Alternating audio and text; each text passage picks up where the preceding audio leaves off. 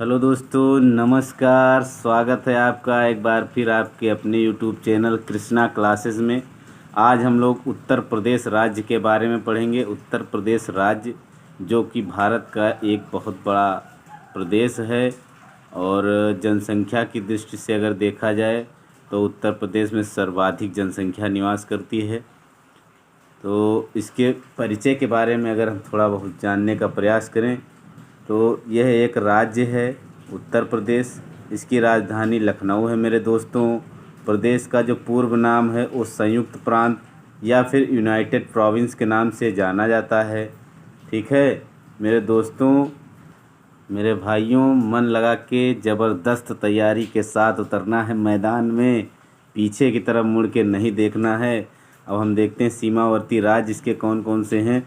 तो उत्तर प्रदेश के सीमावर्ती राज्य उत्तर में उत्तराखंड और नेपाल हैं, उत्तर पश्चिम में हिमाचल प्रदेश, पूर्व में बिहार व झारखंड है, पश्चिम में हरियाणा है, दिल्ली है और राजस्थान है, और दक्षिण में मध्य प्रदेश व छत्तीसगढ़ है। इसका क्षेत्रफल की अगर हम बात करें तो क्षेत्रफल 2,40,928 वर्ग किलोमीटर में फैला हुआ है। जनसंख्या की अगर हम बात करें तो 19,98,12,341 व्यक्ति 2011 की जनगणना के अनुसार इतनी जनसंख्या थी। और अगर पुरुषों की बात करें तो इसमें से पुरुष जो हैं वो 10,44,80,510 हैं। महिलाएं 9,53,31,831 हैं, जिसमें से 0 से 6 आयु वर्ग की जनसंख्या है वो 3,07,91,331 है। लिंगानुपात की अगर हम बात करें तो 0 से 6 वर्ष का 902 है और लिंगानुपात 912 प्रति हज़ार पुरुष पर, यानी कि प्रति हज़ार या 1,000 पुरुषों पर 912 महिलाएं हैं। जनसंख्या का जो घनत्व है वह 829 प्रति व्यक्ति वर्ग किलोमीटर का जो इसका घनत्व है जनसंख्या का वो ये है। फिर दशकीय वृद्धि, तो दशकीय वृद्धि की अगर हम बात करें तो 2001 से 2011 तक 20.2% इसकी दशकीय वृद्धि हुई है। फिर साक्षरता की अगर हम बात करें तो साक्षरता की अगर बात करें तो 67.7% 2011 की जनगणना के अनुसार। पुरुष साक्षरता की बात करें तो 73.3%। फिर महिला साक्षरता की बात अगर करें तो 57.2%। कुल साक्षर व्यक्ति कितने हैं तो 11,43,97,555 व्यक्ति। पुरुष साक्षरता की अगर बात करें तो पुरुष कितने साक्षर हैं तो 6,82,34,964 महिला साक्षर कितनी हैं 4,61,62,591 उच्च न्यायालय इसका उत्तर प्रदेश का उच्च न्यायालय कहाँ है? इलाहाबाद में है। इसकी खंडपीठ कहाँ है? लखनऊ में। फिर इसकी भाषा क्या है? अगर भाषा की बात की जाए तो भाषा हिंदी है। उर्दू इसकी दूसरी राजभाषा है। ठीक है, इसके जो संभाग हैं, संभाग जोन जिसको बोलते हैं वो 18 जोन हैं। 18 ज़िले कितने हैं तो ज़िले 75 हैं। फिर विधानमंडल कैसा है? द्विसदनात्मक विधानमंडल है। फिर विधानसभा में सदस्यों की संख्या कितनी है तो 403 + 1 = 404। एक एंग्लो इंडियन मिला के 404 इसकी जनसंख्या होती है। विधानसभा के सदस्यों की संख्या होती है। ठीक है मेरे प्यारे दोस्तों, अगर हम उत्तर प्रदेश के राजकीय पशु की बात करें, राजकीय पशु बारहसिंगा। राजकीय पक्षी क्या है? सारस क्रेन है। राजकीय वृक्ष क्या है? अशोक। राजकीय पुष्प क्या है? ब्रह्मकमल। फिर खनिज संपदाएं कहाँ कहाँ पाई जाती हैं? चूना पत्थर बपुहाटी, गुरुमाक नाच मिर्ज़ापुर, कजराहट सोनभद्र में है। फिर डोलोमाइट कहाँ मिलता है तो सबसे ज़्यादा डोलोमाइट मिर्ज़ापुर, सोनभद्र, बांदा। फिर तांबा ललितपुर ज़िले में सर्वाधिक है उत्पन्न होता है। जिप्सम झांसी हमीरपुर ज़िले में। और उसके बाद फिर कांच बालू की बात करें तो वाराणसी के चकिया, करछना, इलाहाबाद, करवी तहसील, बांदा एवं मऊ जिले में। उसके बाद फिर संगमरमर, तो संगमरमर की अगर बात करें तो संगमरमर मिर्ज़ापुर, देखिए यहाँ पे लिखा हुआ है संगमरमर मिर्ज़ापुर सोनभद्र जिले में। बॉक्साइट कहाँ है उत्पन्न होता है तो बांदा जिले के रजगेवा में। Non plastic fire clay Mirzapur के बांसी, मकरी, खोह क्षेत्र में। यूरेनियम सबसे ज़्यादा उत्पादन कहाँ होता है ललितपुर में। ग्लास सैंड करछना, इलाहाबाद, करवी तहसील, बांदा, मऊ जिले में। फिर पैरासाइट्स एवं एंडालुसाइट्स मिर्ज़ापुर सोनभद्र में। हीरा उत्पादन बांदा जिले और मिर्ज़ापुर में। फिर कोयला गोंडवाना सोनभद्र सिंगरौली मिर्ज़ापुर, गोंडवाना सोनभद्र में, सिंगरौली मिर्ज़ापुर में। ठीक है। इसके बाद फिर रॉक फास्फेट ये बांदा में। एस्बेस्टस मिर्ज़ापुर में। फिर हम देखते हैं इसके पर्यटक स्थलों के बारे में। पर्यटक स्थल तो सबसे पहले आगरा ज़िले से देखते हैं तो आगरा ज़िले में ताजमहल है, निर्माण किसने करवाया शाहजहाँ ने। लाल किला है, निर्माण अकबर ने करवाया। जामा मस्जिद है, निर्माण शाहजहाँ ने करवाया। इत्माउद्दौला निर्माण नूरजहाँ ने बनवाया। फिर चीनी का रोजा, रामबाग इत्यादि ये पर्यटक स्थल आगरा में हैं। फिर सारनाथ की हम बात करें तो सारनाथ में बुद्ध ने प्रथम उपदेश दिया जिसे धर्म चक्र प्रवर्तन कहते हैं।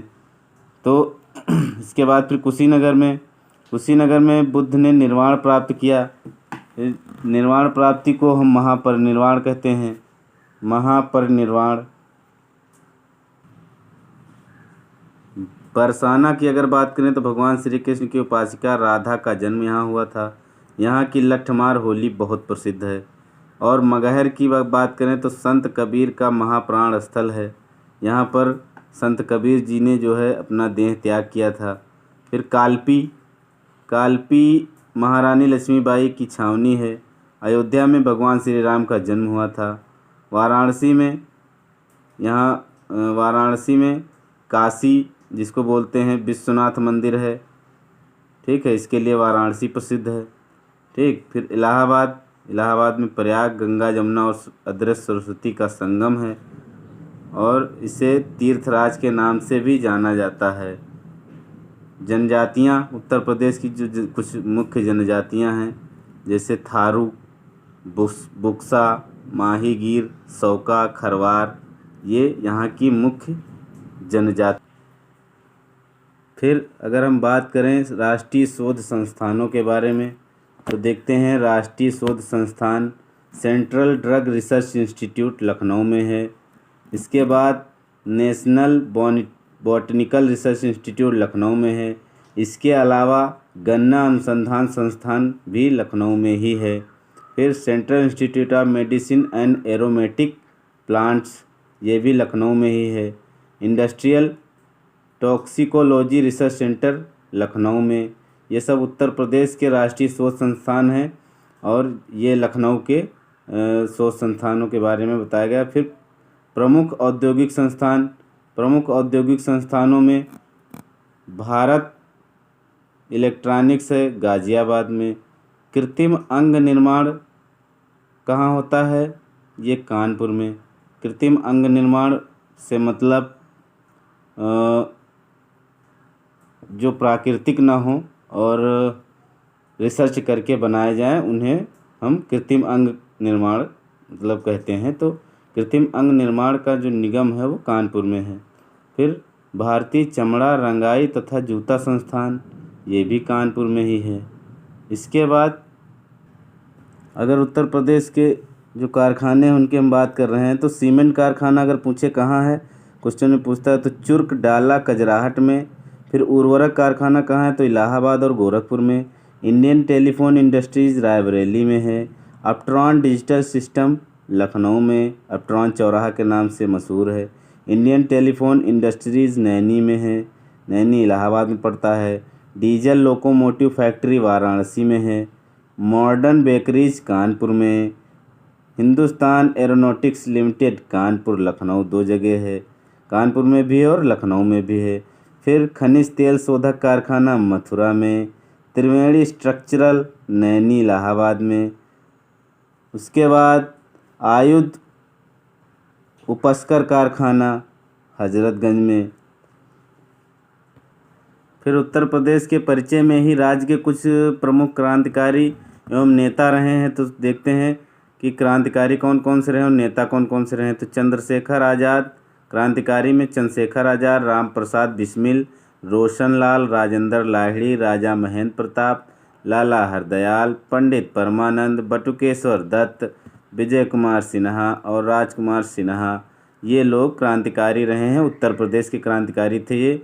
फिर नेताओं में पंडित मोतीलाल नेहरू, जवाहरलाल नेहरू, मौलाना शौकत अली, मौलाना मोहम्मद अली, CY चिंतामणि, गणेश शंकर विद्यार्थी, पंडित गोविंद बल्लभ पंत, आचार्य नरेंद्र देव, तेज बहादुर सप्रू, संपूर्णानंद, लाल बहादुर शास्त्री और रफ़ी अहमद किदवाई, ये इतने राज्य के उत्तर प्रदेश राज्य के प्रमुख क्रांतिकारी और नेता रहे हैं, जो प्रमुख हैं, बहुत ही मतलब इम्पोर्टेंट टाइप के हैं, तो इनको पढ़ना ज़रूरी था। फिर हम देखते हैं उत्तर प्रदेश राज्य में कुछ पक्षी विहार भी हैं, तो इन पक्षी विहारों के बारे में भी जानकारी ले लेते हैं, इनके बारे में भी जान लेते हैं। सबसे पहले हम देखते हैं नवाबगंज पक्षी विहार, जो इसकी स्थापना 1984 में की गई। कितने किलोमीटर में है, तो 2 वर्ग किलोमीटर में है। ठीक, कहाँ स्थित है, उन्नाव में। फिर समसपुर पक्षी विहार 1987 में स्थापना की गई, 8 किलोमीटर के रेंज में है, रायबरेली में है। लाख बहोसी पक्षी विहार, इसकी स्थापना 1988 में की गई, 30 किलोमीटर तक फैला है, कन्नौज में है। सांडी पक्षी विहार 1990 में इसकी स्थापना की गई, 3 किलोमीटर की रेंज में फैला हुआ है, हरदोई में स्थित है। वकीरा पक्षी विहार 1990 में स्थापना की गई, 30 किलोमीटर की रेंज में है, बस्ती में है। ओखला पक्षी विहार 1990 में इसकी स्थापना हुई, 4 किलोमीटर की रेंज में है, गाजियाबाद में है। सामान पक्षी विहार 1990 में स्थापना की गई और ये जो है 5 किलोमीटर की रेंज में है, मैनपुरी में स्थित है। फिर पार्वती आरंगा पक्षी विहार 1990 में 11 किलोमीटर की रेंज में है, गोंडा में स्थित है। फिर विजय सागर पक्षी विहार 1990 में इसकी स्थापना की गई, 3 किलोमीटर की रेंज में है और हमीरपुर में स्थित है। फिर पटना पक्षी विहार 1990 में इसकी स्थापना की गई और 1 किलोमीटर की रेंज में है, एटा ज़िले में। ये पटना पक्षी विहार के नाम से है, कन्फ्यूज मत हो जाना कि पटना बिहार में है, पटना बिहार में नहीं है, पटना पक्षी विहार है और इसकी स्थापना 1990 में की गई थी। ये 1 किलोमीटर की रेंज में है और ये उत्तर प्रदेश के एटा ज़िले में स्थित है। फिर सुरहाताल पक्षी विहार, सुरहाताल पक्षी विहार 1991 में इसकी स्थापना की गई, 34 किलोमीटर की रेंज में है और बलिया में स्थित है। सूर सरोवर कहाँ है, तो सूर सरोवर पक्षी विहार आगरा में स्थित है, 1991 में इसकी स्थापना की गई और ये 3 किलोमीटर की रेंज में फैला हुआ है। फिर हम देखते हैं उत्तर प्रदेश के कुछ शैक्षिक संस्थान और विश्वविद्यालय हैं। तो जो प्रमुख विश्वविद्यालय और शैक्षिक संस्थान हैं उत्तर प्रदेश के, जो कि उत्तर प्रदेश के परिचय में शामिल हैं, तो हम इनके बारे में भी चर्चा करेंगे।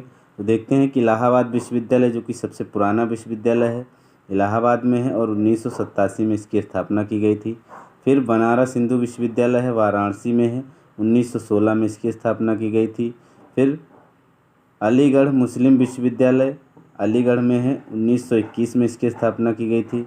फिर लखनऊ विश्वविद्यालय है, लखनऊ में 1921 में इसकी स्थापना की गई थी। फिर डॉक्टर भीमराव अंबेडकर विश्वविद्यालय आगरा विश्वविद्यालय है, आगरा में है, 1927 में इसकी स्थापना की गई थी। फिर महात्मा गांधी काशी विद्यापीठ वाराणसी में है, 1974 में इसकी स्थापना की गई। फिर संपूर्णानंद संस्कृत विश्वविद्यालय वाराणसी में है, 1958 में इसकी स्थापना की गई। फिर छत्रपति साहू जी महाराज विश्वविद्यालय, ये आपका कानपुर में है और इसकी स्थापना 1965 में की गई। फिर चौधरी चरण सिंह विश्वविद्यालय मेरठ में है, 1965 में इसकी स्थापना की गई। फिर आचार्य नरेंद्र देव कृषि तथा प्रौद्योगिकी विश्वविद्यालय फैजाबाद में है, इसकी स्थापना 1874 में की गई। फिर डॉक्टर राम मनोहर लोहिया अवध विश्वविद्यालय फैजाबाद, 1975 में इसकी स्थापना की गई। फिर बुंदेलखंड विश्वविद्यालय झांसी में है, 1975 में इसकी स्थापना की गई। फिर हम देखते हैं कि महात्मा ज्योतिबा फुले रोहिलखंड विश्वविद्यालय बरेली में है, इसकी स्थापना 1975 में की गई। इसके बाद एक दयाल बाग एजुकेशनल शिक्षण संस्थान, ये आगरा में है और इसकी स्थापना 1981 में की गई। फिर चंद्रशेखर आज़ाद कृषि तथा प्रौद्योगिकी विश्वविद्यालय कानपुर में 1974 में इसकी स्थापना की गई। फिर डॉक्टर भीमराव अम्बेडकर विश्वविद्यालय लखनऊ, ये केंद्रीय विश्वविद्यालय है, 1989 में इसकी स्थापना की गई। केंद्रीय उच्च तिब्बती शिक्षा संस्थान सारनाथ में है, 1989 में इसकी स्थापना की गई। इसके बाद राजश्री टंडन मुक्त विश्वविद्यालय, राजश्री टंडन मुक्त विश्वविद्यालय की स्थापना, तो ये कहाँ, इलाहाबाद में है, 1998-99 में इसकी स्थापना की गई है। फिर Indian institute of information technology Allahabad में है, 2000 में इसकी स्थापना हुई। मार्तखंडे म्यूजिकल इंस्टीट्यूट लखनऊ में है, 2001 में। Indian institute of technology Kanpur में है, 1959 में इसकी स्थापना। Indian veterinary research institute Izzatnagar कहाँ पड़ता है, तो आई थिंक बरेली में पड़ता है, ये 1998 में इसकी स्थापना की गई।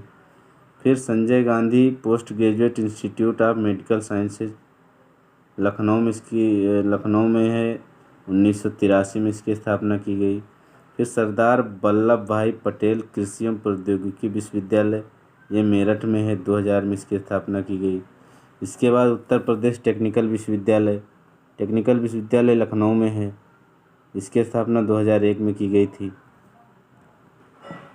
इसके बाद हम देखते हैं कि उत्तर प्रदेश के कुछ संग्रहालय हैं जो प्रमुख संग्रहालयों में से आते हैं। तो कला भवन बनारस हिंदू विश्वविद्यालय वाराणसी में है। फिर मोतीलाल नेहरू बाल संग्रहालय लखनऊ में है। प्रांतीय हाइजीन इंस्टीट्यूट लखनऊ में है। सारनाथ संग्रहालय सारनाथ में है। इलाहाबाद संग्रहालय इलाहाबाद में है। राहुल संकृत्यायन संस्थान गोरखपुर में है। पांचाल इतिहास परिषद संग्रहालय बरेली में है। उसके बाद रानी संग्रहालय है, रानी संग्रहालय झांसी में है। मथुरा संग्रहालय मथुरा में है। बुंदेलखंड छत्रसाल संग्रहालय बांदा में है। इसके बाद हम देखते हैं कि कुछ प्रमुख नगर हैं उत्तर प्रदेश के जो नदियों के किनारे बसे हैं। तो नदियों के किनारे कौन कौन से नगर बसे हुए हैं, तो इलाहाबाद गंगा जमुना सरस्वती इसके किनारे हैं। फिर राजघाट गंगा नदी के किनारे।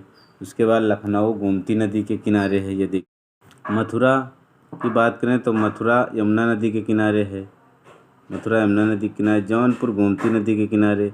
वृंदावन यमुना नदी के किनारे। सुल्तानपुर गोमती नदी के किनारे। हमीरपुर यमुना के किनारे। कानपुर गंगा नदी के तट पर बसा है। कौशाम्बी यमुना नदी के तट पर बसी है।